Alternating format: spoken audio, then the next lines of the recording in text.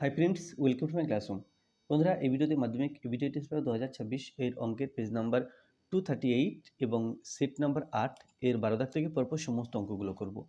তো এটা হলো এর পার্ট 3 ভিডিও। পার্ট 1 ভিডিওতে 1 থেকে 4 দাগ পর্যন্ত সমস্ত অঙ্কগুলো এবং পার্ট 2 ভিডিওতে 5 থেকে 11 দাগ পর্যন্ত সমস্ত অঙ্কগুলো করেছি। তোমরা দেখে না থাকলে অবশ্যই দেখো। তাছাড়া এই ভিডিও ডেসক্রিপশন বক্সে ভিডিওগুলো লিঙ্ক দেওয়া আছে, তোমরা চাইলে সেখান থেকেও ভিডিওগুলি দেখতে পারো। আর শুরুতেই বলবো, আমার চ্যানেলে প্রথম হতে থাকলে অবশ্যই চ্যানেলটি সাবস্ক্রাইব করবে এবং ভিডিওটি অবশ্যই তোমার বন্ধুদের সাথে শেয়ার করবে। 12 দাগে আছে, যে কোনো দুটি প্রশ্নের উত্তর দাও।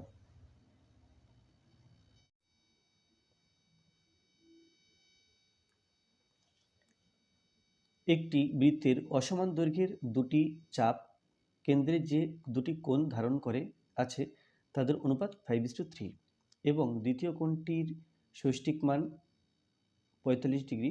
প্রথম কোণটির ষষ্ঠিক মান ও বৃত্তীয় মান নির্ণয় করো। তাহলে দেখো, এখানে এখানে আছে যে যে কোণ ধারণ করে কেন্দ্রে অসমান দৈর্ঘ্যের দুটি চাপ কেন্দ্রে যে দুটি কোণ ধারণ করে আছে তাদের অনুপাত 5:3। তাহলে এই যে অনুপাতটা আছে এটা কিন্তু অ্যাকচুয়ালি যে কোণ ধারণ করে বৃত্তচাপ কোণ এবং ব্যাসার্ধের মধ্যে সম্পর্ক আছে, সেই কোণের একক হচ্ছে রেডিয়ান। তো যাই হোক, এখানে 5:3 আছে, তো একটি কোণের মান দেওয়া আছে, তাহলে অপর কোণের মান আমরা খুব সহজে বের করতে পারবো। এটা দ্বিতীয় কোণটির মান দেওয়া আছে 45। তো 3কে 15 দিয়ে গুণ করে 45 হয়েছে, সুতরাং 5কে 15 দিয়ে গুণ করলে সেটা হবে 75 ডিগ্রি। তাহলে এখানে বৃত্তচাপ সম্বন্ধে না জানলেও চলবে, কেবল কোণ দুটির অনুপাত দেওয়া আছে, তার মধ্যে দ্বিতীয় কোণ দেওয়া আছে, প্রথম কোণ বের করতে হবে, এই হিসেবে আমরা ধারণা করব। তাহলে প্রথম কোণ মানে বৃত্তচাপ যেটা বলা আছে, বৃত্তচাপটা মাথায় না আনলেও চলবে। প্রথম কোণ ইজ টু দ্বিতীয় কোণ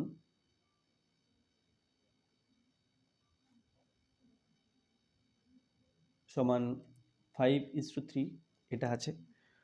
তাহলে দ্বিতীয় কোণ দেওয়া আছে 45 ডিগ্রি, তাহলে আমরা লিখব বা প্রথম কোণ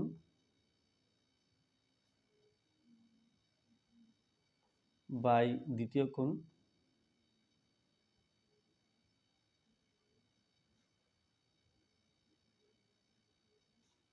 সমান 5/3। তাহলে প্রথম কোণের মান বের করতে হবে। প্রথম কোণ বাই দ্বিতীয় কোণের মান দেখো 45 ডিগ্রি দেওয়া আছে, তাহলে 45 ডিগ্রি সমান 5/3 বা 3 ইন্টু প্রথম কোণ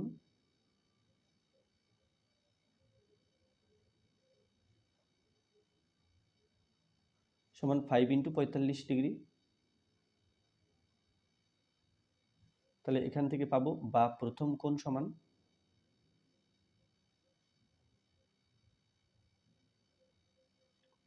5 ইন্টু 45 ডিগ্রি বাই 3। 3 15 45, 15 হলো 15 এবং 5 গুণ করলে এটা হলো 75। তো এখানে এলো 75 ডিগ্রি। এখন ষষ্ঠিক মান ও বৃত্তীয় মান চেয়েছে, তাহলে ষষ্ঠিক মান পেলাম 75 ডিগ্রি। এখন বৃত্তীয় মান বের করতে হবে, তাহলে 75 ডিগ্রি কত রেডিয়ানের সমান সেটা বের করতে হবে। তাহলে 75 ডিগ্রি সমান 75 ইন্টু পাই বাই 180 রেডিয়ান। এই যে সি ফর রেডিয়ান, সি আমরা রেডিয়ান দেওয়ার জন্য সি ব্যবহার করি। তো যদি কাটাকুটি করি 5 দিয়ে, 5 15 75, আর এখানে 5 36 180, 3 দিয়ে 3 5 15, 3 দিয়ে 3 12 36, তাহলে 5 পাই সি, 5 পাই রেডিয়ান বাই 12। তো এখানে ছিল প্রথম কোণটির ষষ্ঠিক মান ও বৃত্তীয় মান নির্ণয় করো। তাহলে অতএব প্রথম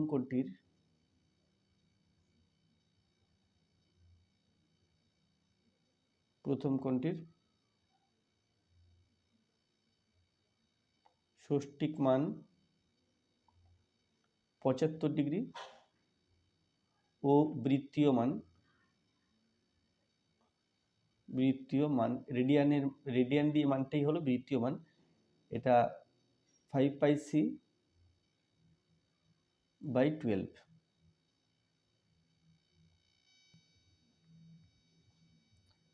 দুই দাগে আছে থিটা এর কোণ মানের জন্য sign square theta minus 3 sine theta plus 2 সমান 0 সত্য হবে নির্ণয় করো।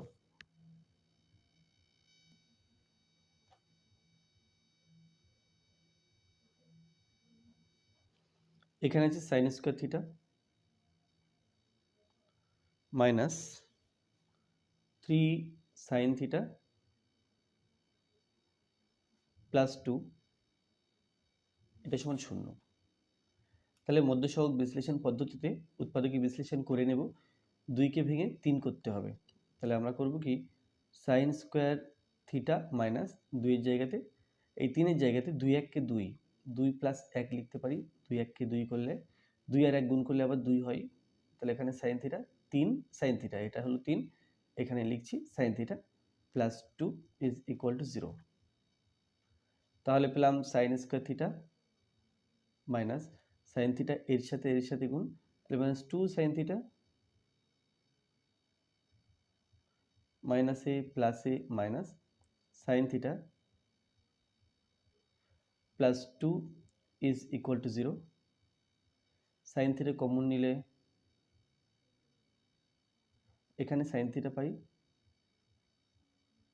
মাইনাস 2, এই দুটো পদ থেকে মাইনাস 1 কমন নিলে সাইন থিটা মাইনাস 2, এটা সমান 0। বা সাইন থিটা মাইনাস 2 কমন নিলাম যেহেতু 2 জায়গাতে আছে, তাহলে সাইন থিটা মাইনাস 1, এটা সমান 0। এবার দেখো সাইন থিটার মান কখনো 1-এর চেয়ে বেশি হতে পারে না।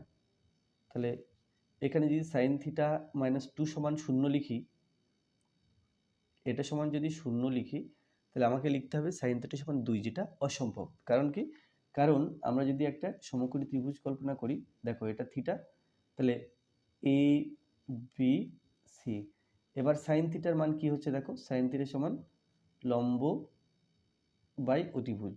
দেখো এ বি লম্ব আর এসি অতিভুজ, ওপরের ছোট সংখ্যা লম্ব, অতিভুজ সবসময়ই বড় হয়, তাহলে এটা 1-এর চেয়ে ছোট, সাইন থিটার মান সবসময় 1-এর চেয়ে ছোট। তো থিটা যখন 90 ডিগ্রি হবে তখন এই দৈর্ঘ্যগুলো অসীম হবে, তখন আমরা সাইন থিটার মান 1 লিখি। 1-এর চেয়ে বড় কখনো হবে না, কারণ কি, কারণ এই এবিটা কখনো এই এসি এর চেয়ে বড় হবে না, সেই জন্য সাইন থিটার মান কখনো 1-এর চেয়ে বড় হবে না।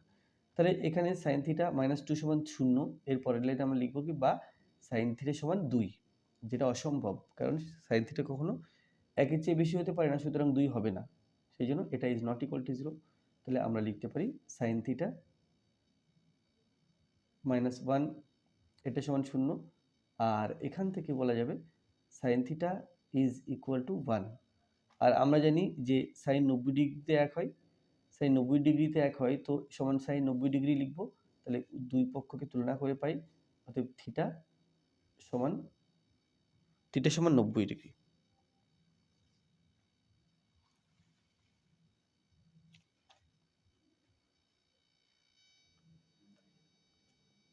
তিন দেখা আছে, যদি কোণ পি প্লাস কোণ কিউ সমান 90 ডিগ্রি হয়, তবে দেখাও যে sine P by cos P minus sine P cos P সমান, না, sine P by cos Q minus sine P cos Q সমান কস পি। তাহলে ডান দিকে যেহেতু কস পি আছে, সেহেতু যেখানে যেখানে কিউ আছে, কিউটাকে আমরা পি দিয়ে লিখবো। আর এখান থেকে লিখতে পারি কিউ সমান 90 ডিগ্রি মাইনাস পি, তাহলে কিউকে আমরা পি দিয়ে লিখতে পারবো। তাহলে কি কি দেওয়া আছে প্রথমে লিখে নিই। 12-3, এখানে আছে কোণ পি প্লাস কোণ কিউ, এটা সমান 90 ডিগ্রি, বা আমরা কোণ চিহ্ন না দিয়ে পি প্লাস কিউ সমান 90 ডিগ্রি লিখতে পারি। আর এখান থেকে লিখতে পারি বা কিউ সমান 90 ডিগ্রি মাইনাস পি, অর্থাৎ এই সম্পর্কটা ব্যবহার করে আমরা কিউগুলোকে পিতে পরিণত করব। তো এখানে যেটা আছে, অতএব square root of sine P by cos Q, sine P by cos Q minus sine P cos Q, এটা।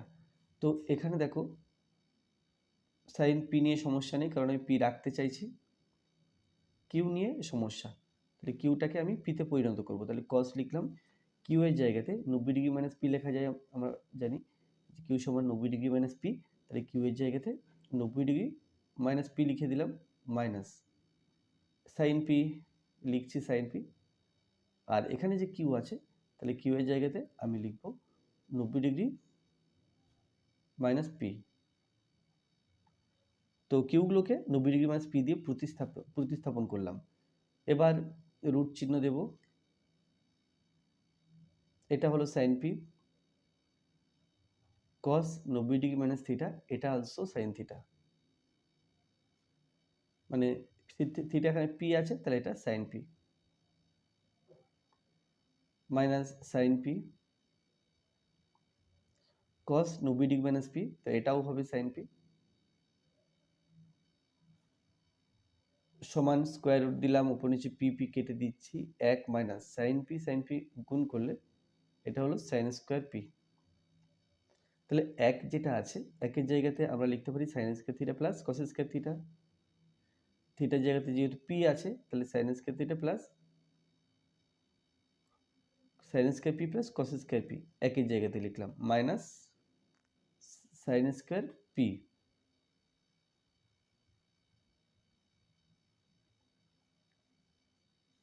সাইন স্কোয়ার পি কেটে দিলাম, তাহলে থাকছে রুট কস পি সমান কস পি। তাহলে এর মান বেরোলো কস পি, এখানে লিখতে হবে প্রমাণিত।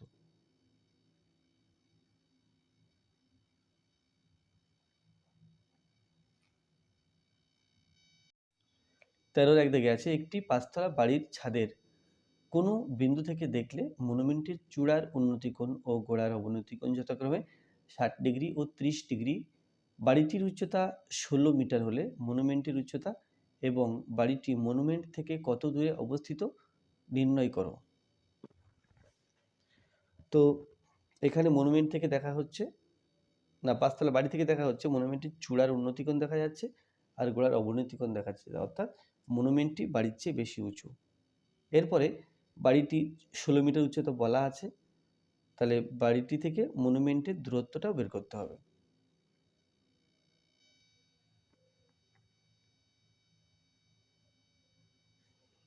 তাহলে এখানে প্রথমে একটা 5তলা বাড়ি এঁকে নেব, এটা মনে করলাম 5তলা বাড়ি।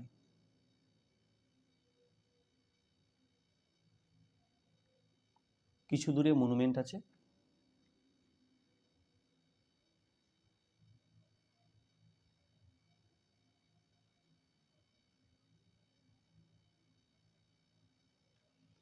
তাহলে বাড়িটি এবি, মনুমেন্টটি সিডি। আচ্ছা, এই এবি এটা 16 মিটার দেওয়া আছে,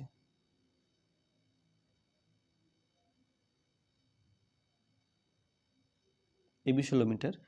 এখান থেকে দেখা হচ্ছে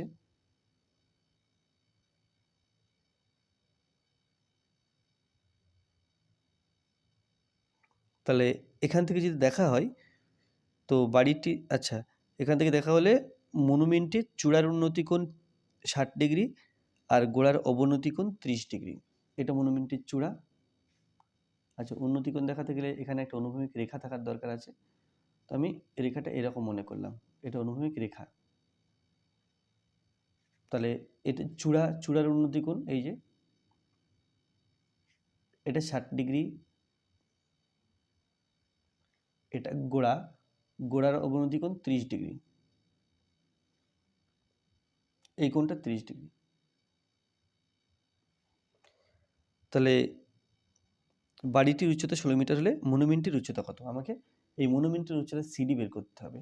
তাহলে এ বি সিডি, এই এখান থেকে এই বিন্দুটাকে এ নাম দিলাম। তাহলে এ বি সিডি ই কোণটা কিসের জন্য ব্যবহার করেছি সেটা প্রথমে লিখে নেব। তাহলে লিখব যে বাড়িটি এবি, মনুমেন্টটি সিডি, আর এই হচ্ছে একটা অনুভূমিক রেখা। মনে করি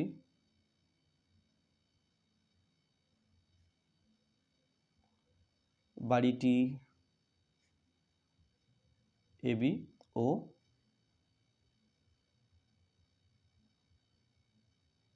মনুমেন্টটি সিডি। এই একটা অনুভূমিক রেখা, এই একটি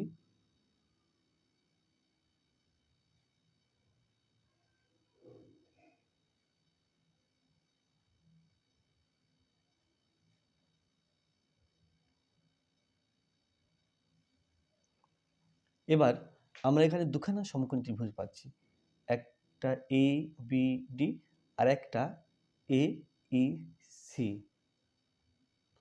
তো এই যে ত্রিভুজটা এ বি ডি এর এই কোণটা দেখো, এই কোণটা আর এই কোণটা একান্তর কোণ, এটা 30 ডিগ্রি হলে এটাও 30 ডিগ্রি হবে, আর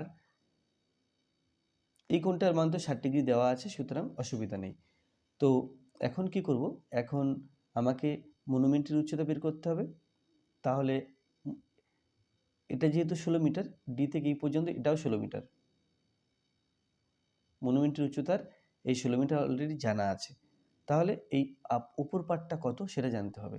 উপর পাটটা জানতে গেলে আমরা যেটা করব, যে এবি 16 দেওয়া আছে, 16 থেকে এই বিডি বের করে নেব, বিডি যত হবে এই তত হবে, এডি জানতে পারলে আমরা সেখান থেকে সি জানতে পারবো বা বের করতে পারবো।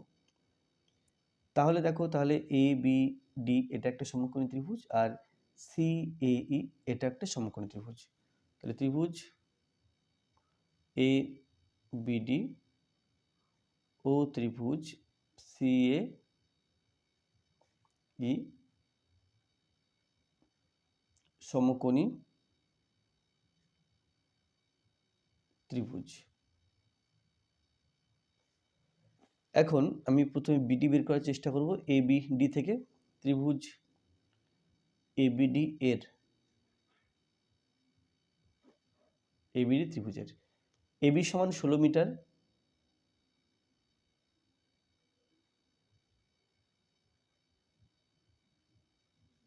বিডি সমান জানতে হবে,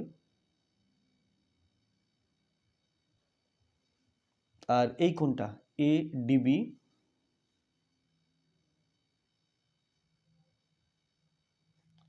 এডিবি এই কোণটা সমান একান্তর কোণ, এটা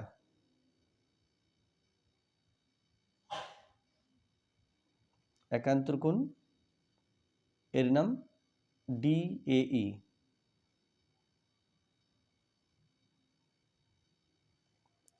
তো ডিএই সমান 30 ডিগ্রি, তাহলে আমি এখানে 30 ডিগ্রি লিখে দিলাম। তাহলে এই যে কোণ, এই কোণের সাপেক্ষে এটা লম্ব, এটা ভূমি, তাহলে অতএব এবি বাই বিডি সমান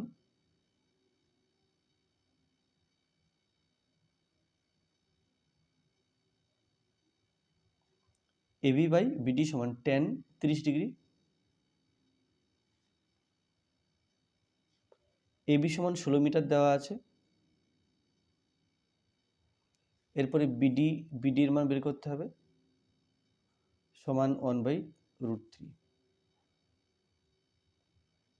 তাহলে বিডি সমান কি পেলাম, বিডি সমান, বিডির কোণ ওখানে 1 আছে, তাহলে 1 সংখ্যাটাকে নিচে রাখবো, বাকি দুটো উপরে রাখবো। তাহলে বিডি হলো 16√3, এই বিডি, তাহলে বিডি যত এই তত, অতএব 16√3,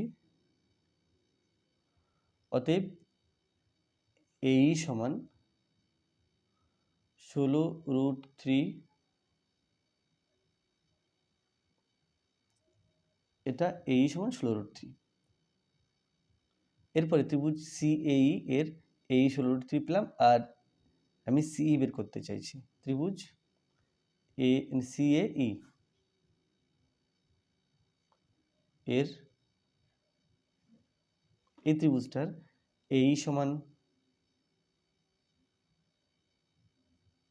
16√3, এটা সমান 16√3, সিই বের করতে হবে।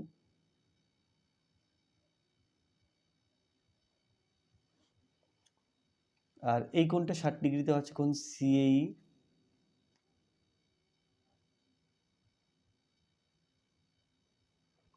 তাহলে এই কোণের সাপেক্ষে এটা লম্ব, এটা ভূমি, সিই লম্ব আর ভূমি হলো এই।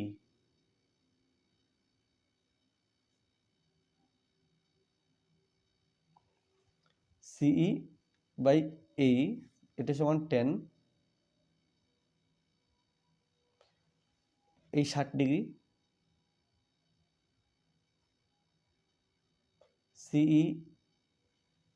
সিইর মান বের করতে হবে। তাহলে সি সমান আমরা লিখতে পারি এই tan 60°।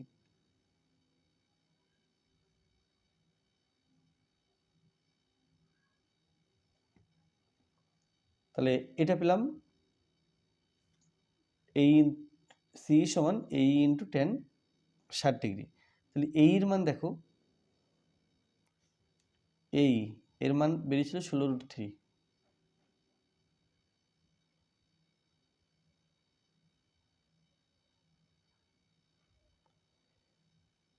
এখানে এ ই এটা 16√3। তাহলে এখানে এটা হলো এই সমান 16√3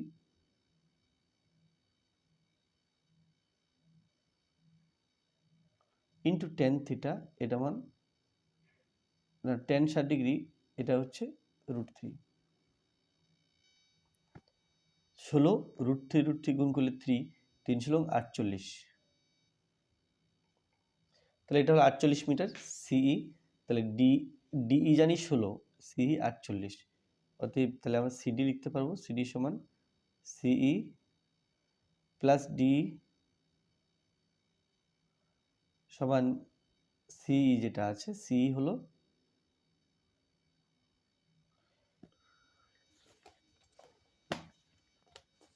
13(2) থেকে আছে অনুভূমিক ভূমিতলের ওপর উল্লম্বভাবে অবস্থিত একটি টাওয়ারের উপর এইচ উচ্চতার একটি উল্লম্ব পতাকা দণ্ড দণ্ডায়মান। ভূমিতলের কোনো একটি বিন্দু থেকে পতাকা দণ্ডটির পাদদেশ ও শীর্ষের উন্নতিকোণ যথাক্রমে আলফা ও বিটা। প্রমাণ করো যে টাওয়ারটির উচ্চতা H tan alpha by tan beta minus tan alpha.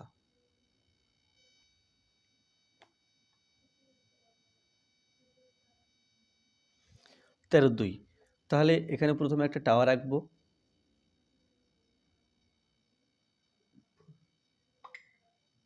এখানে একটা টাওয়ার আঁকলাম মোটামুটি এরকম। এবার এখানে আর একটা পতাকা দণ্ড আঁকছি।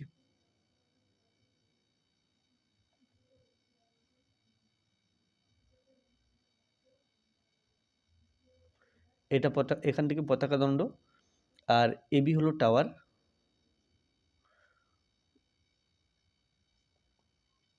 এবার সি বিন্দু থেকে দেখছি, বা সি বিন্দু থেকে দেখা হচ্ছে। দেখলে এখানে আছে কি যে অনুভূমিক ভূমিতলের উপর উল্লম্বভাবে অবস্থিত একটি টাওয়ারের উপর এইচ উচ্চতার একটি কি পতাকা দণ্ড আছে। তাহলে এর এখান থেকে পর্যন্ত এই উচ্চতা এইচ, পতাকা দণ্ড দণ্ডায়মান আছে মানে দাঁড়িয়ে আছে। ভূমিতলের কোনো একটি বিন্দু থেকে পতাকা দণ্ডের পাদদেশ ও শীর্ষের উন্নতিকোণ যথাক্রমে আলফা ও বিটা। তাহলে এইখান থেকে এই উন্নতিকোণ আলফা, আর এখান থেকে এই উন্নতিকোণটা হচ্ছে বিটা। এটা হলো আলফা, না এটা আলফা, আর এটা বিটা, অর্থাৎ এই ওপরেরটা। নিচের উন্নতিকোণটা আলফা, ওপরেরটা হলো বিটা। তাহলে এখন প্রমাণ করো যে টাওয়ারটির উচ্চতাতে এবি বের করতে হবে। তো এখানে পতাকা দণ্ডটা আমি নাম দিলাম, এখানে পি নাম দিলাম, আর এখানে নাম দিলাম সি। তাহলে এখানে পতাকা দণ্ডটি এবি, না টাওয়ারটি এবি এবং পতাকা দণ্ড হচ্ছে এপি, আর সি বিন্দু থেকে দেখা হচ্ছে। তাহলে এখানে লিখে নেব, মনে করি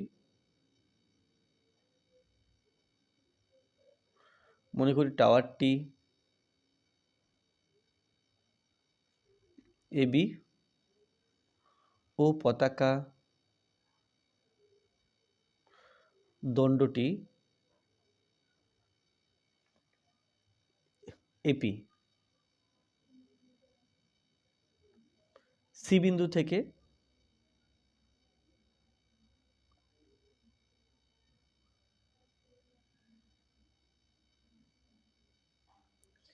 এ ও পি বিন্দুর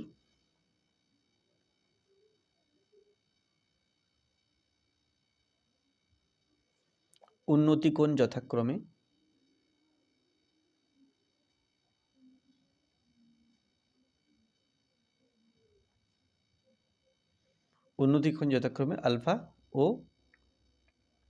আলফা ও বিটা। এখন আমাকে এবি সমান বের করতে হবে।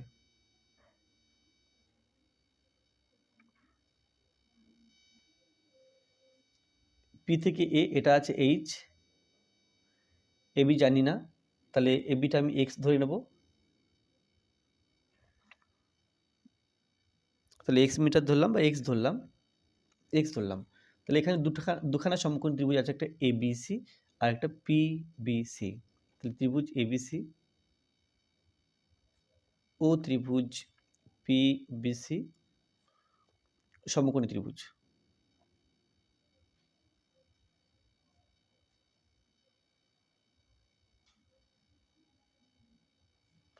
এবিসি আর পিবিসি সমকোণী ত্রিভুজ, কারণ এই কোণটা সমকোণ। তাহলে আমি আলটিমেটলি এবি সমান বের করব। তাহলে পিবিসি যে ত্রিভুজটা আছে, এর পিবিসি ত্রিভুজের বিপি হলো লম্ব আর বিসি ভূমি, আর এই বিকোণের সাপেক্ষে। তো ত্রিভুজ পিবিসি, আচ্ছা আমরা এবিসি ত্রিভুজটা আগে নিই, তাহলে বরং সুবিধা হবে। ত্রিভুজ এবিসি এর কি বলতে পারছি, এবি সমান এক্স মিটার ধরেছি, এবি সমান এক্স মিটার ধরি। তাহলে এবি সমান এক্স, আর বিসি এখান থেকে বের করে নেব, কারণ বিসি বাহুটা পিবিসিরও বাহু আবার এ বিসিরও বাহু। তাহলে এখান থেকে আমরা কি করব, বিসি এর মানটা বের করে নেব।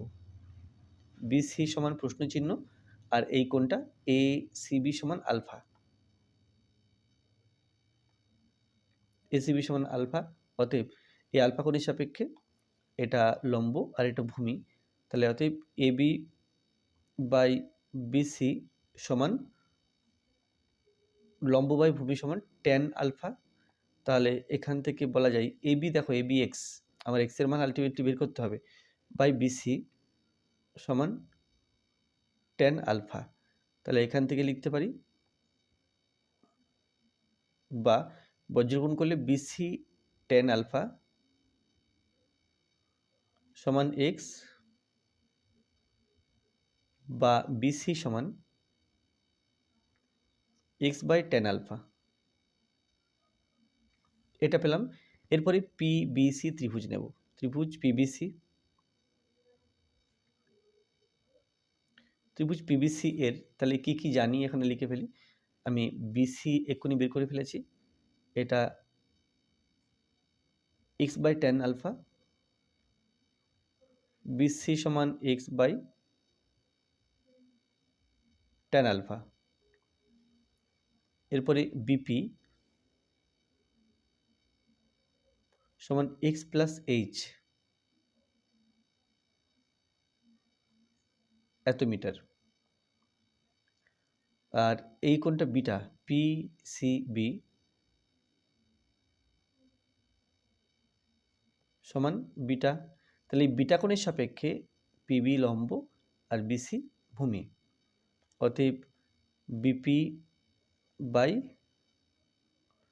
বিসি সমান, বিপি আছে এক্স প্লাস এইচ এবং বিসির মান এই পেয়েছি এক্স বাই ট্যান আলফা। তো বিপি বাই বিসি সমান টেন বিটা, তাহলে এখান থেকে বলতে পারি বা এক্স প্লাস এইচ ইন্টু এখানে লিখব ট্যান আলফা বাই এক্স, এটা সমান টেন বিটা। তো আমাকে এবি বের করতে হবে, আমরা এবিটা জানি এক্স এর সাথে সমান, তাহলে আলটিমেটলি এক্স বের করলেই চলবে। তাহলে এই যে সমীকরণ পেলাম, এখান থেকে এক্স এর মান বের করব। তাহলে বা লিখলাম, এখানে এক্স প্লাস এইচ তার সাথে ট্যান আলফা গুণ, তাকে আবার আচ্ছা, যেহেতু এক্সের মান বের করতে হবে, এক্স যুক্ত পদগুলোকে বাদিকে রাখবো। তো এখানে আমি লিখে নিই প্রথমে এক্স প্লাস এইচ ইন্টু এটা আছে, তাহলে অতএব এক্স প্লাস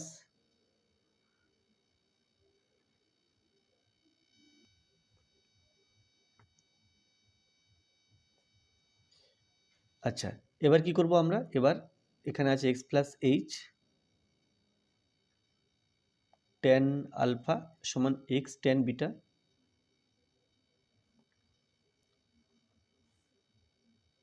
বা টেন আলফার সাথে এক্স, টেন আলফার সাথে ওয়াই গুণ করতে হবে, তাহলে X tan alpha plus H tan alpha সমান এক্স টেন বিটা।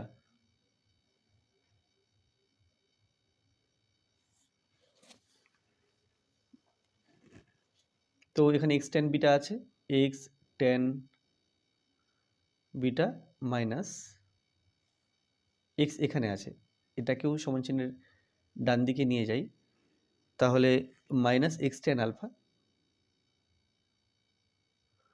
আর বাদিকে কেবল এইচ টেন আলফা থাকছে।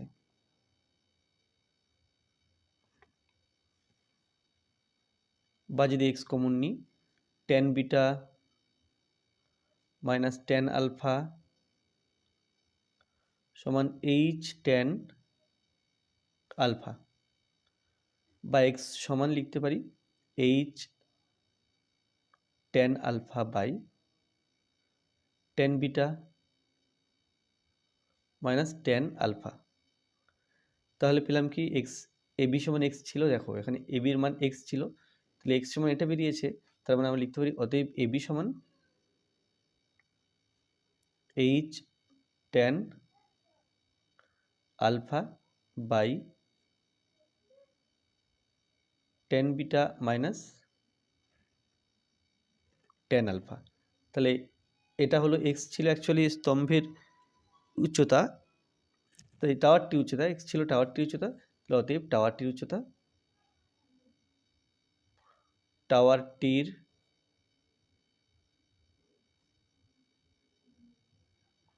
উচ্চতা সমান এইচ টেন আলফা বাই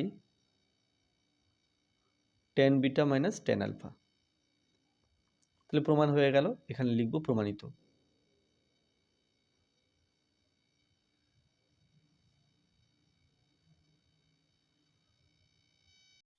14 এক দাগে আছে একটি পাম্প ঘন্টায় 37,400 লিটার জল ভর্তি করতে পারে, তাহলে 18 মিটার দীর্ঘ 11 মিটার প্রস্থ বিশিষ্ট আয়তাকার জলাধারে 11 ডেসিমিটার উচ্চতার জল ভরার জন্য পাম্পটি কতক্ষণ চালাতে হবে। তাহলে তাহলে এখানে যে জলাধার আছে তার দৈর্ঘ্য প্রস্থ উচ্চতা গুণ করে আমরা প্রথমে আয়তন বের করে নেব। আর এখানে যেহেতু লিটারে দেওয়া আছে, তো দৈর্ঘ্য 18 মিটার, এটা হবে 180 ডেসিমিটার, প্রস্থ 11 মিটার, এটা ডেসিমিটার করলে হবে 10 গুণ হবে, অর্থাৎ 110 মিটার, এই 110 ডেসিমিটার। আর উচ্চতা দেওয়া আছে 17 ডেসিমিটার, আমরা জানি যে 10 ডেসিমিটারে 1 মিটার হয়, সুতরাং দৈর্ঘ্য প্রস্থ উচ্চতা ডেসিমিটার বের করে নিয়ে 3টে গুণ করলেই আমরা জলাধারের আয়তন পাবো। তো সেই আয়তনের জল এত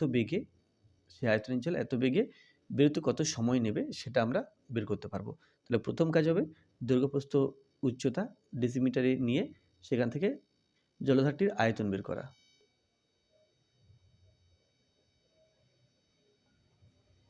আয়তাকার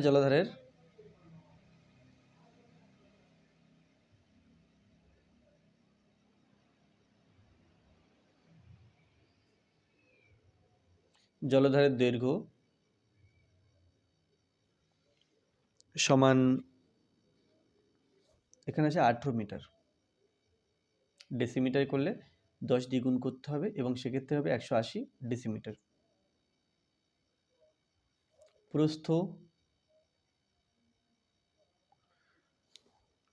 প্রস্থ আছে 11 মিটার,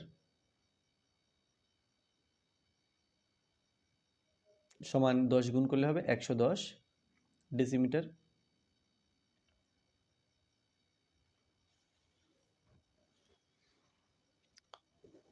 আর তারপরে আছে কি, যে জলাধারে 17 ডেসিমিটার উচ্চতার জল ভরার জন্য।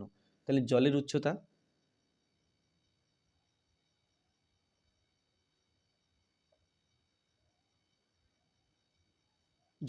সমান 17 ডেসিমিটার।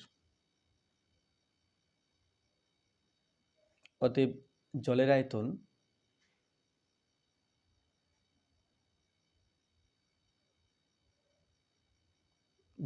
সমান দৈর্ঘ্য ইন্টু প্রস্থ ইন্টু উচ্চতা। ঘন ডেসিমি হবে, ঘন ডেসিমিকে আমরা লিটার বলি।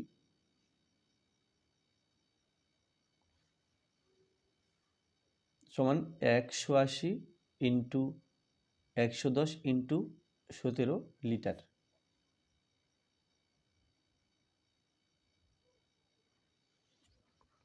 তো একটি পাম্প আছে, ঘন্টায় 37,400 লিটার জল ভর্তি করতে পারে। তাহলে এই পরিমাণ জল কত সময়ে ভর্তি করবে সেটা বের করতে হবে। তাহলে লিখব পাম্পটি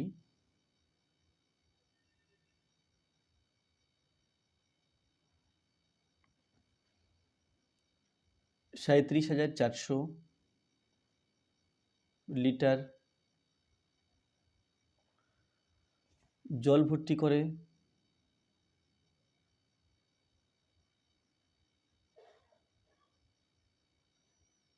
1 ঘন্টায়। তো 1 ঘন্টায় না বলে এখানে আমি 60 মিনিটে বলবো, 60 মিনিটে।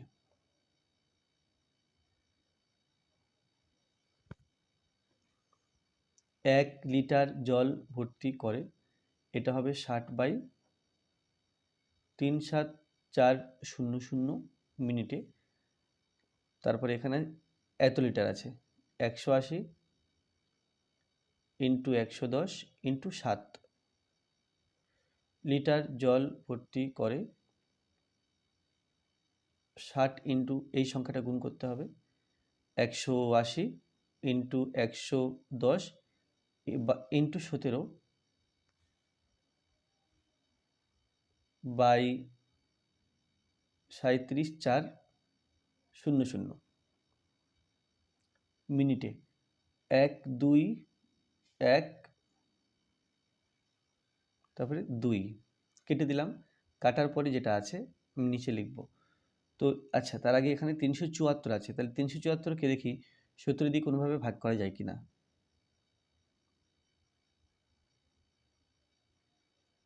17 দুগুণে 34, 17 দুগুণে 34, তাহলে এটা হবে 22। 374কে 17 দিয়ে কাটাকুটি করলে 22, তাহলে 17 1 17, 17 22 374। এরপরে 11 কে 11, 11 দুগুণ 22, 2 এবং 60 কেটে 30, 2 আর 60 কেটে 30 হলো। তাহলে নিচে কোনো সংখ্যা নেই কাটতে, ওপরে আছে 30, 18, 30 এবং 18 আছে, 30 ইন্টু 18 মিনিট সমান 18 হাফ করলাম, 30-এর ডবল করলাম, তাহলে 30 ইন্টু 2, 18 থেকে 2 নিয়ে নিয়েছি, তাহলে 9 মিনিট। গুণটা আমরা করতে পারতাম, বাট সেক্ষেত্রে আবার 60 দিয়ে ভাগ করে ঘন্টা মিনিট বের করতে হতো। এর চেয়ে আমরা এভাবে করলাম, যাতে করে আর আলাদা করে ভাগ করতে হবে না। 30 দুগুণ 60, 60 মিনিট ইন্টু 9 মিনিট, তাহলে এটা সমান 9 ঘন্টা।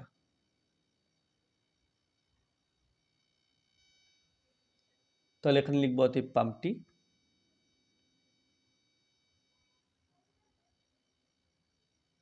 ন ঘন্টা চালাতে হবে।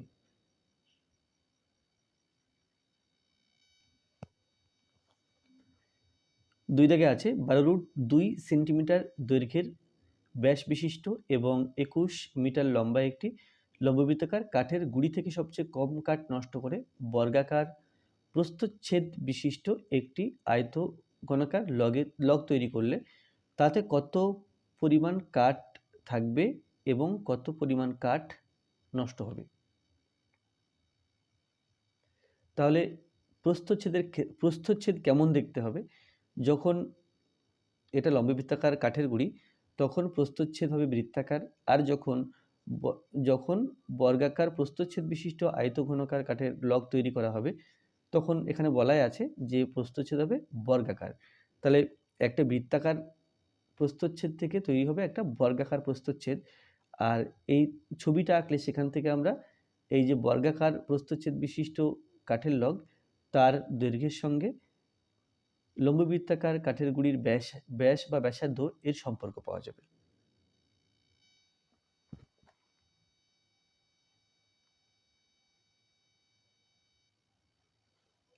তো সেই জন্য এখানে প্রথমে একটা বৃত্তাকার, এটা যখন লম্ববৃত্তাকার কাঠের গুঁড়ি তখন প্রস্থচ্ছেদ এরকম দেখতে। যখন এটাকে বর্গাকার প্রস্থচ্ছেদ বিশিষ্ট লগে পরিণত করা হবে তখন সেটা কেমন দেখতে হবে এখানে আঁকার চেষ্টা করছি।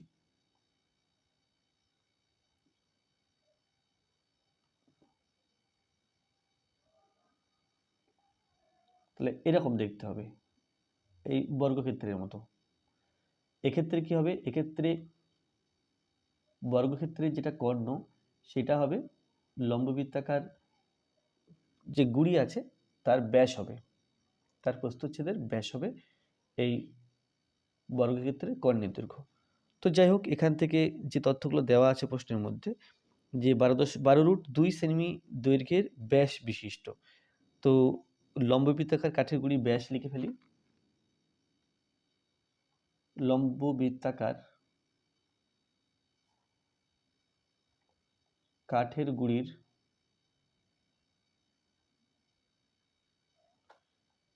এখানে ব্যাস দেওয়া আছে, তো ব্যাস না লিখে আমি একবারে ব্যাসার্ধ লিখছি, ব্যাসার্ধ। আর এটা সমান, দেখো ব্যাস আছে 12√2, তাকে 2 দিয়ে ভাগ, সেন্টিমিটার সমান 6√2 সেমি, এটা বেরিয়েছে ব্যাসার্ধ। আর এখানে দেওয়া আছে উচ্চতা বা লম্বা মানে দৈর্ঘ্য, তাহলে দৈর্ঘ্য বা উচ্চতা আমি এখানে দৈর্ঘ্য হিসেবে লিখবো, দৈর্ঘ্য h দেওয়া আছে 21 সেন্টিমিটার, না এখানে 21 মিটার আছে, 21 মিটার। তাহলে আমরা মিটারকে সেন্টিমিটার করতে গেলে 100 দিয়ে গুণ করতে হয়, কারণ 100 সেন্টিমিটারে 1 মিটার হয়। তাহলে এটা 21, ডান দিকে দুটো শূন্য, সেন্টিমিটার। তো কত কাঠ নষ্ট হবে বের করতে গেলে আগে কত কাঠ ছিল সেটা জানতে হবে এবং পরে কতটা কাঠ আছে সেটা জানতে হবে। তাহলে আগে কত কাঠ ছিল সেটা জানতে গেলে এই লম্ববৃত্তাকার কাঠের গুঁড়ির আয়তন বের করতে হবে। তাহলে আয়তন সমান পাই আর স্কয়ার এইচ সমান, এখানে পাইয়ের মান 22/7 আর ফর 6√2, তার স্কয়ার আছে ইন্টু এইচ আছে 2100। তাহলে এত ঘন সেন্টিমিটার সমান 22/7 ইন্টু 6×36, আর এখানে √2 স্কোয়ার করলে 2, 36 আর 2 72 গুণ করলে ইন্টু 2100 সেমি কিউব। তো 7 দিয়ে কাটলে 3 7 21, অর্থাৎ 300 হচ্ছে। 72, 300 আর 22 গুণ করতে হবে, তাহলে শূন্য দুটো পরে গুণ করছি, 72 এবং 3, 3 কোনো 6, 3 7 21, 216,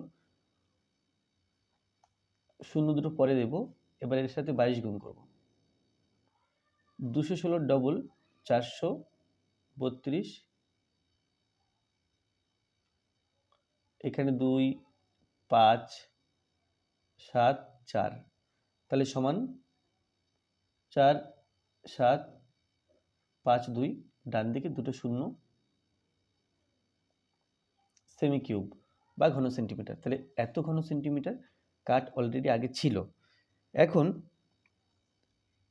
সেটাকে কি করা হয়েছে, সেটা লগে পরিণত করা হয়েছে। তাহলে লগের যে কর্ণের দৈর্ঘ্য, লগের প্রস্থচ্ছেদের কর্ণের দৈর্ঘ্য, লগের বর্গাকার প্রস্থচ্ছেদের কর্ণের দৈর্ঘ্য। তাহলে লগের বর্গাকার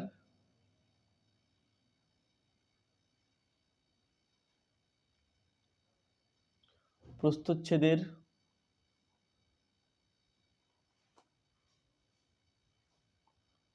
কর্ণের দৈর্ঘ্য, লগের প্রস্থচ্ছেদের কর্ণের দৈর্ঘ্য সমান গুড়ির ব্যাস, গুড়িটির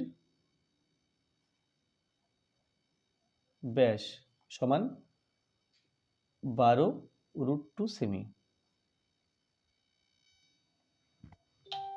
তাহলে অতএব বাহুর দৈর্ঘ্য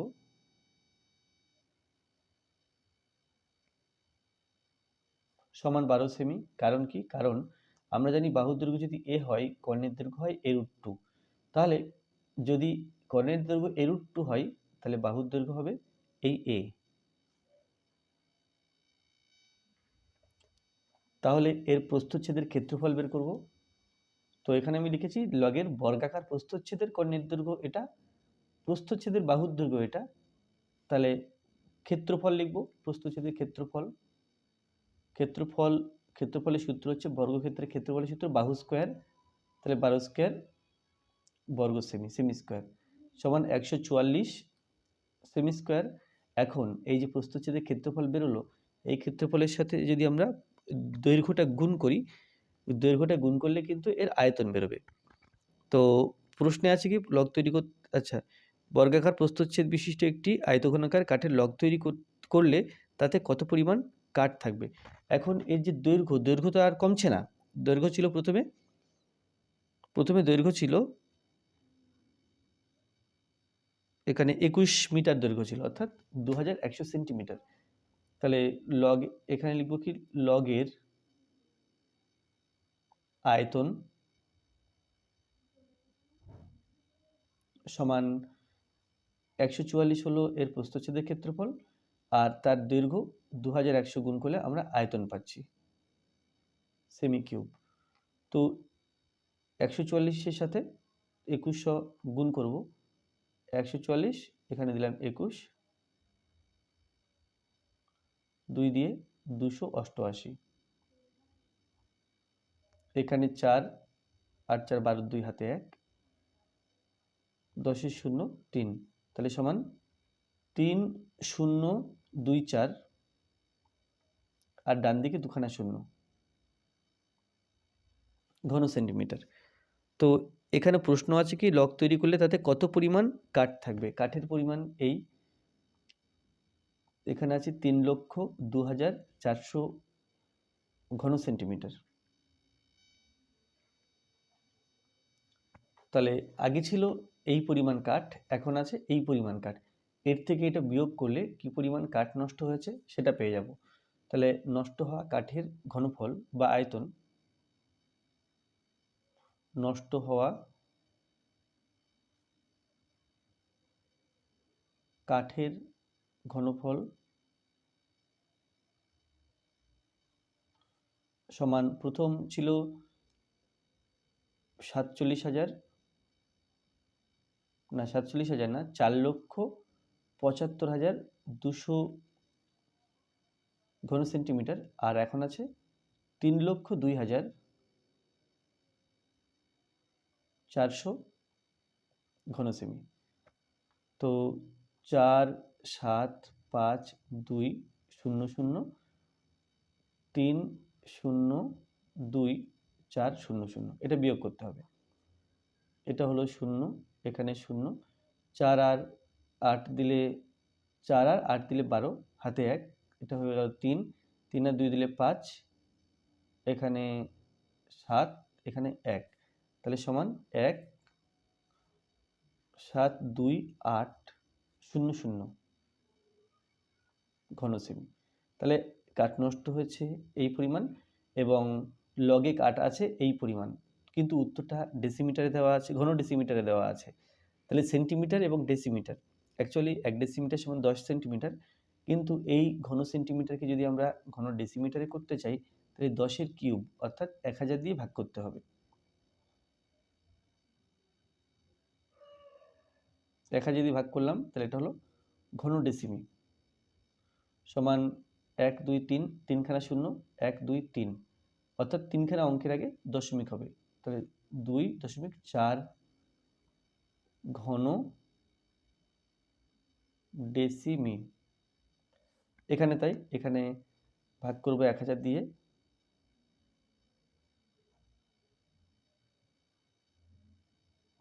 ঘন ডেসিমি সমান 172.8 ঘন ডেসিমি। তো এখানে প্রশ্ন ছিল যে এখানে লগে পরিণত করলে লগ তৈরি করলে তাতে কত পরিমাণ কাট থাকবে, অতএব লগে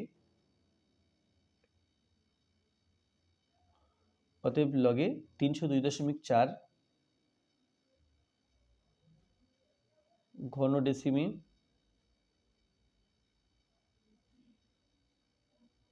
কাট থাকবে ও 172.8 ঘন ডেসিমি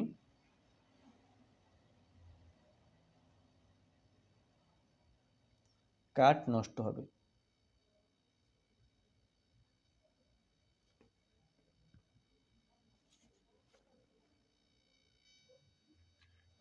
3 দাগে আছে একটি সমকোণী ত্রিভুজের সমকোণ সংলগ্ন বাহু দুটির দৈর্ঘ্য 4 সেন্টিমিটার ও 3 সেন্টিমিটার। সমকোণ সংলগ্ন বাহু দুটির দীর্ঘ বাহুটিকে সমকোণ সংলগ্ন বাহু দুটির দীর্ঘ বাহুটিকে অক্ষ ধরে ত্রিভুজটিকে একবার পূর্ণ আবর্তন করলে যে ঘনবস্তু তৈরি হয় তার সমগ্রতলের ক্ষেত্রফল নির্ণয় করো। তাহলে সমকোণ সংলগ্ন বাহু দুটির দীর্ঘ বাহুটাকে মানে যে বাহুটা বড় সেই বাহুটাকে অক্ষ করে এক পাক ঘোরানো হয়েছে, তাতে তৈরি হবে শঙ্কু তৈরি হবে এবং সেই শঙ্কুর সমগ্রতলের ক্ষেত্রফল এখানে জানতে চেয়েছে।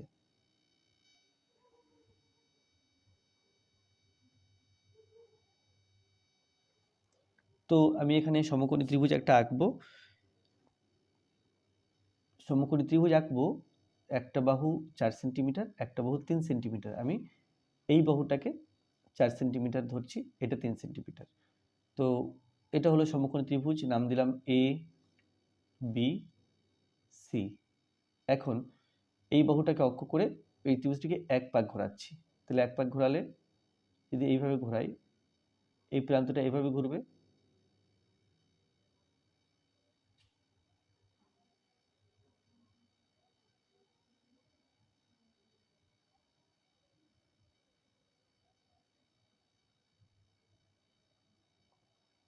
এভাবে ঘুরবে আর আলটিমেটলি এরকম একটা শঙ্কু তৈরি হবে যার ব্যাসার্ধ এই ছোট বাহুটা, যার উচ্চতা এই 4 সেমি বাহু আর ব্যাসার্ধ এই 3 সেমি বাহু, আর এটা তির্যক উচ্চতা আমরা বের করতে পারবো। এটা লম্ব, এটা ভূমি, তাহলে 4 স্কোয়ার প্লাস 3 স্কোয়ার সমান, দেখো 4 4 16, 3 3 9 25, তাহলে এটা হবে 5, এটা হবে 5 সেন্টিমিটার। তো সেই হিসাবে সমগ্রতলের ক্ষেত্রফল বের করতে হবে। তো আমি এখানে লিখব যে সমকোণী ত্রিভুজটাকে সম্পূর্ণ এক পাক ঘোরালে একটি শঙ্কু উৎপন্ন হয়।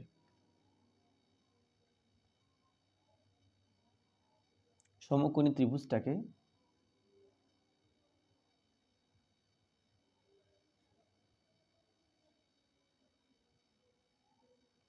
সম্পূর্ণ এক পাক ঘোরালে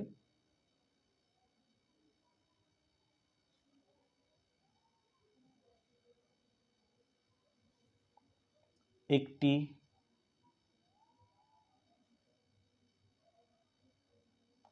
শঙ্কু উৎপন্ন হয়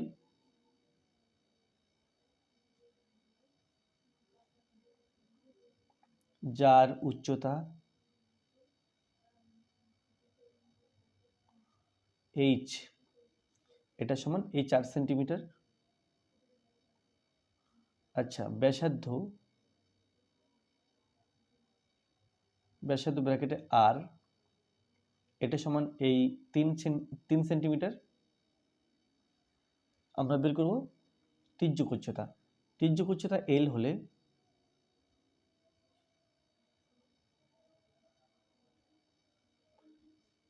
এল সেমি হলে দেখো আমরা জানি যে শঙ্কুর উচ্চতা, ব্যাসার্ধ এবং তির্যক উচ্চতা সমকোণ ত্রিভুজের তিনটি বাহু, এখানে সমকোণ ত্রিভুজই এটা ছিল, তাহলে এইটা যেটা তির্যক উচ্চতা সেটা আমরা বের করতে পারবো। সেটা লিখতে পারবো এল স্কোয়ার সমান H square plus R square. তো এখান থেকে বলতে পারি এল স্কোয়ার সমান H for 4 and R for 3, তাহলে এখানে হলো 16 প্লাস 9 ইজ ইকুয়াল টু 25, আর এটা ইজ 5 স্কোয়ার। এল স্কোয়ার সমান 5 স্কোয়ার, তাহলে লিখতে পারি এল ইজ ইকুয়াল টু 5। এবার সমগ্র তলের ক্ষেত্রফল বের করব। শঙ্কুটির সমগ্র তলের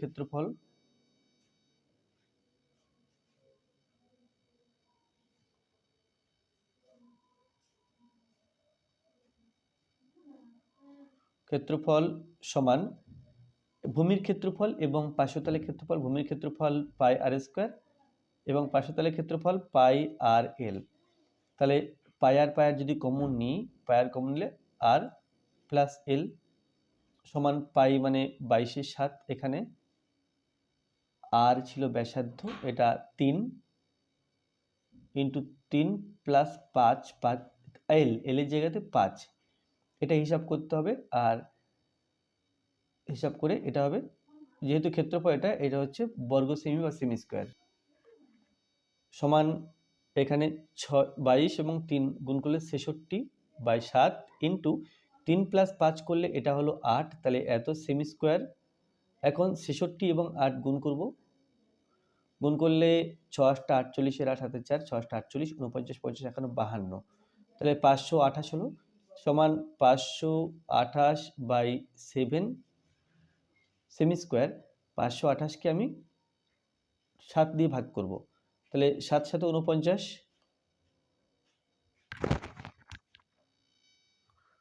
9 আর 3 দিলে 12, 8 নামালাম, 5 7 35,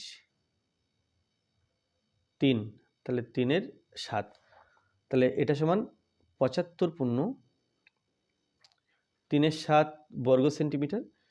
তাহলে এখানে কি আছে, তাহলে সমকোণ না, যে ঘনবস্তু তৈরি হবে তার সমগ্র তলের ক্ষেত্রফল, অতএব ঘনবস্তুটির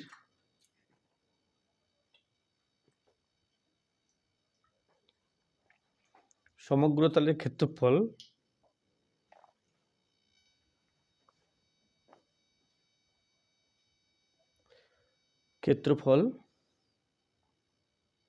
সমান 75.3 বর্গ সেন্টিমিটার। 15 একদিকে আছে নিচের পরিসংখ্যা বিভাজনের যৌগিক গড় 50 এবং মোট পরিসংখ্যা 120 হলে F1 ও F2 এর মান নির্ণয় করো। শ্রেণী দেওয়া আছে, এখানে পরিসংখ্যাগুলো দেওয়া আছে, যৌগিক গড় বলা আছে 50।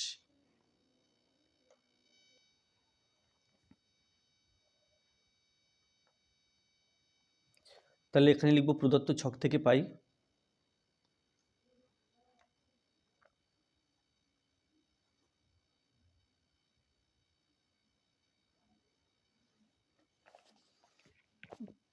শ্রেণী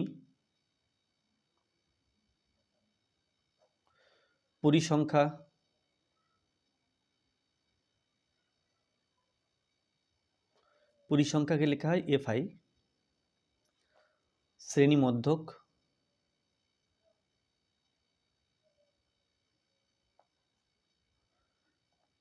যেটা হলো XI এবং FI XI। তো প্রথমে শ্রেণী আছে 0 থেকে 20, যার পরিসংখ্যা আছে 17, 0 এবং 20 এর মাঝখানের সংখ্যা 10, এটা হলো শ্রেণী মধ্যক। আর 17 এবং 10 গুণ করলে 170। তারপরে আছে 20 থেকে 40, এর পরিসংখ্যা F1,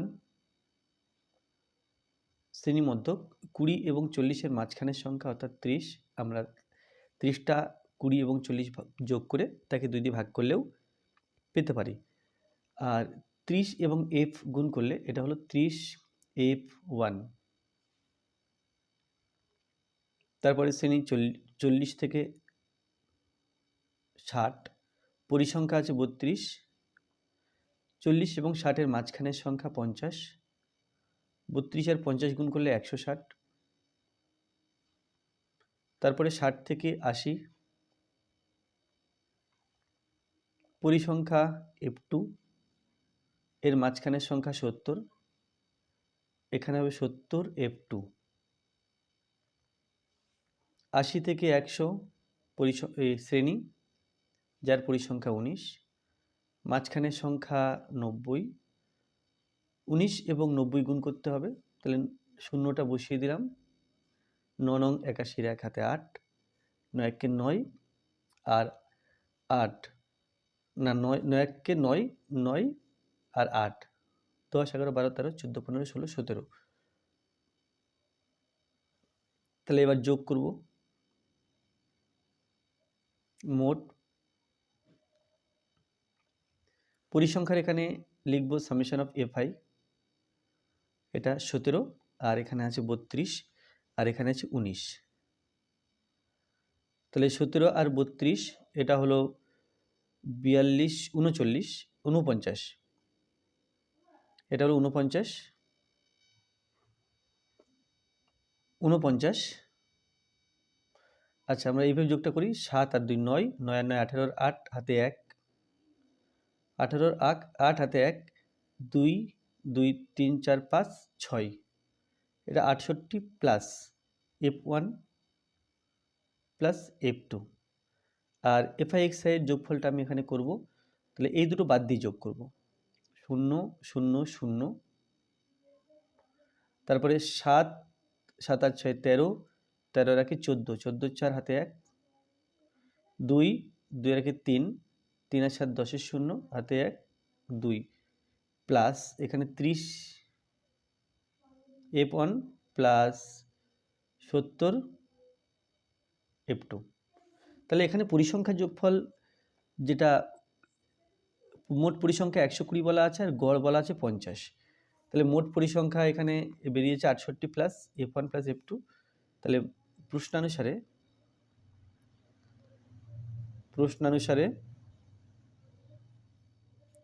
সামেশন অফ FI এটা সমান 120, আর 120 সমান এই যে 68 প্লাস F1 প্লাস F2, তাহলে F1 প্লাস F2 সমান 120 মাইনাস 68, F1 প্লাস F2 সমান 8, আচ্ছা 120 থেকে 68 বিয়োগ করব, 8 আর 2 দিলে 10, হাতে 1 7, 7 আর 5 12, তাহলে 52। সমাধান করার জন্য আমি F2 সমান লিখে নিলাম, F2 সমান 52 মাইনাস F1। আচ্ছা, তাহলে এটা একটা পার্ট গেল। এবার গড় বলা আছে 50, গড় সমান summation of FI/XI by summation of FI, এটা সমান 50 বলা আছে। সামেশন অফ FI/XI এর মান this 20240 plus 30 F1 plus 70 F2 by summation of FI, এটা সামেশন অফ FI এটা 120 দেওয়া আছে, 120 সমান 50, যদি বজ্রগুণ করা হয় তাহলে পাবো 2040 প্লাস 30 F1 প্লাস 70 F2 সমান 0 0 বাদ দিয়ে যদি ধরি 5 12 60, আর বাকি দুটো শূন্য বসিয়ে দিলাম যেটা বাদ দিয়ে ধরেছিলাম, তাহলে 30 F1 প্লাস 70 F2 সমান 6000, তার থেকে 2040 বিয়োগ করতে হবে, তাহলে 30 F1 প্লাস 70 F2, F2-র জায়গাতে আমরা 52 মাইনাস F1 লিখতে পারি, সমান 6000 থেকে 2000 বিয়োগ করলে আর 4000 থেকে 40 বিয়োগ করলে 3960 এটা আসছে। এখন এখান থেকে সমাধান করে আমরা F1 এর মান বের করব। এটা আমি এখানে লিখছি 30 F1 প্লাস 52 এবং 70 গুণ করতে হবে, শূন্যটা আমি আগে ভাগে বসিয়ে রাখি। 7 দুগুণে 14, 4 হাতে 1, 5 7 35 আর 1 36। তাহলে এটা হলো, এর সাথে এটা গুণ হলো, প্লাস এ মাইনাসে মাইনাস 70 F1 সমান 3960। 30 মাইনাস 70 এটা হলো মাইনাস 40। F1 সমান 3960 আর 36 40কে সমান চিহ্নের ডান দিকে লিখব। এটা আসছে। তো এখানে একটা মাইনাস চিহ্ন চলে আসছে, তাহলে কোথাও নিশ্চয় ভুল হয়েছে। আসলে 32 আর 50 গুণ করে এটা অ্যাকচুয়ালি 1600 হবে, আমি লিখেছি 160। তো যাই হোক, 0 আর এখানে আছে 0 0 0 হলো 7 0 1, 7 রেখে 8, 7 রেখে 8 হলো 1, এখানে আছে 6, 1 আর 6 7, 7 7 14, 4 হাতে 1 3, তাহলে 3480। এটা হবে 3480 এখানে, তাই 3480 এখানেও তাই 3480, এখানে বিয়োগ করব 3480। 6000 থেকে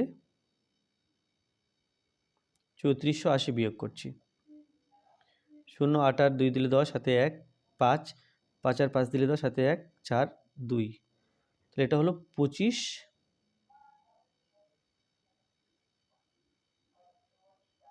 এটা হচ্ছে 2520। তো এখানে তাই 2520,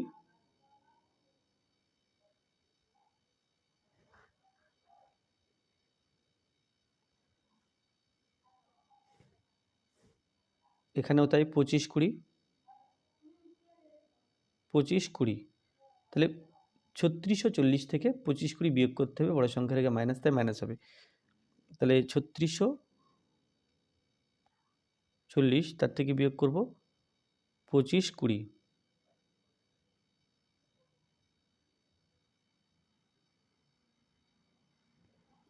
তাহলে সমান বা -40, F1 সমান -1120, বা এখান থেকে পাই দুই জায়গায় আছে প্রদত্ত পরিসংখ্যা বিভাজন ছক থেকে সংখ্যাগুলোর মান নির্ণয় করো। এখানে ওজন আছে, কিগ্রাতে ছাত্রের সংখ্যা আছে। তো এখানে শ্রেণীটা এইভাবে দেওয়া আছে, 38-এর কম, 40-এর কম, 42-এর কম, আর এগুলো সব ক্রমযৌগিক পরিসংখ্যা দেওয়া আছে। তো এখান থেকে আমরা শ্রেণী এবং পরিসংখ্যা আলাদা করে বের করে নেব। তো লিখব প্রদত্ত ছক থেকে পাই,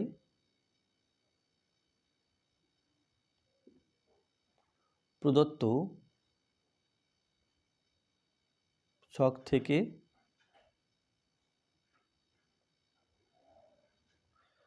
ছক থেকে পাই, লিখব শ্রেণী আর নিচে লিখব পরিসংখ্যা।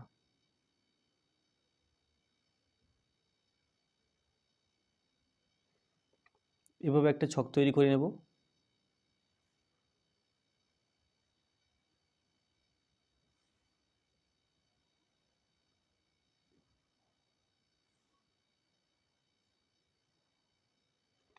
শ্রেণী প্রথমে আছে 38-এর কম, তো আমরা লিখতে পারি 0 থেকে 38। তারপরে আছে 40-এর কম, তাহলে 38 থেকে 40। তারপরে আছে 42-এর কম, 40 থেকে 42। নেক্সট 44-এর কম, 42 থেকে 44। তারপরে 46-এর কম, 44 থেকে 46, 48-এর কম অর্থাৎ 46 থেকে 48, 50-এর কম অর্থাৎ 48 থেকে 50, তারপরে 52-র কম 50 থেকে 52। তো প্রথম 38-এর কম আছে 0, 0 হবে। তারপরে 38 থেকে 40 এর মধ্যে আছে 4, তাহলে এটা হবে 4 মাইনাস 0 সমান 4। 42-এর কম আছে 6, তাহলে 40 থেকে 42 এর মধ্যে 6 মাইনাস 4 সমান 2। তারপরটা 9 মাইনাস 6 সমান 3। তারপরটা 12 মাইনাস 9 সমান 3। তারপরটা 28 মাইনাস 12, এটা সমান হলো 16। তারপরটা 32 মাইনাস 28 সমান 4। আর 35 মাইনাস 32, এটা সমান 3। তাহলে এখানে সর্বোচ্চ পরিসংখ্যা দেখতে হবে। সর্বোচ্চ পরিসংখ্যা আছে এই 16, 16 হচ্ছে সর্বোচ্চ পরিসংখ্যা। এখানে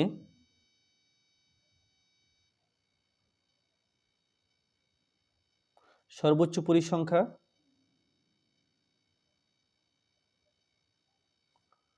এটা 16, এটি 28 থেকে এটি 46 থেকে 48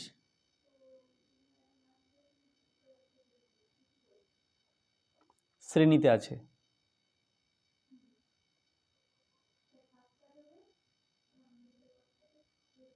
সুতরাং সংখ্যাগুরু মান সংবলিত শ্রেণীটি হলো, সুতরাং সংখ্যাগুরু মান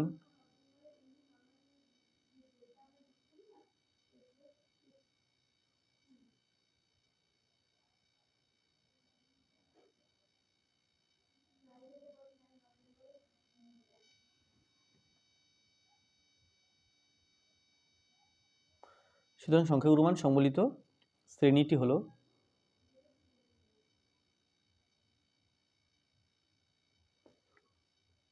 46 থেকে 48। তাহলে এখানে এবার সংখ্যাগুরু মান নির্ণয়ের জন্য আমাদের কিছু রাশি দরকার, যেটা এল সমান এর নিম্নসীমা অর্থাৎ 46, F1 এটা 16,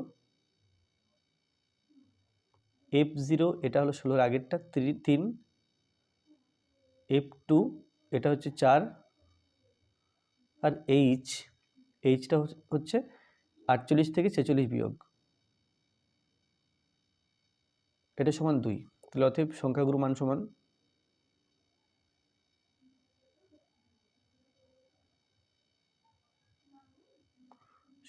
সমান L plus first bracket F1 minus F0 by 2F1 minus F0 minus F2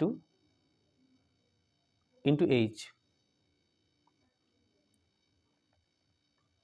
সমান L ফর 46 প্লাস F1 হচ্ছে এখানে 16, F0 3, 2 ইন্টু F1 এটা 16 মাইনাস F0 আছে 3 মাইনাস F2 আছে 4 ইন্টু H ফর 2, 46 প্লাস 16 থেকে 13 বিয়োগ করলে 3, 16 থেকে 3 বিয়োগ করলে 13 হচ্ছে 24 দুগুণ 52 minus 3 minus 4 minus 7 into 2, 46 plus 13 দুগুণ 26, আর নিচে 52 থেকে 7 বিয়োগ করছি, তাহলে এটা হলো 45। 26কে 45 দিয়ে ভাগ করতে হবে। তো দশমিক নিয়ে শূন্য নিলাম। 3 3 পাঁচা 15 5 হাতে 1, 3 4 12 আর 1 13, 5 হাতে 1 2,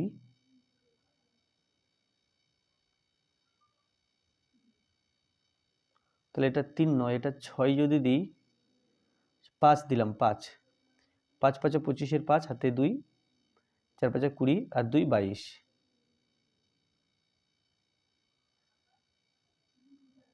5 এখানে 4,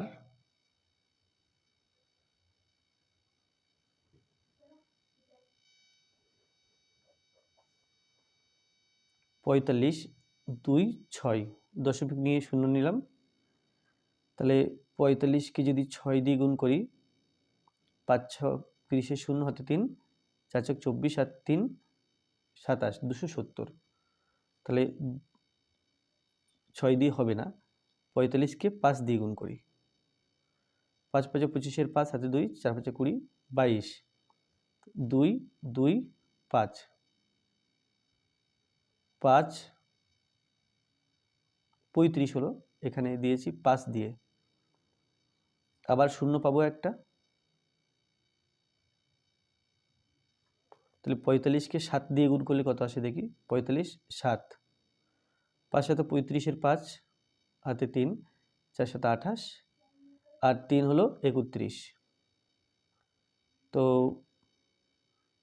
7, এটা 3 1 5, 0.57, এটা যেমন 46 প্লাস 0.57 প্রায়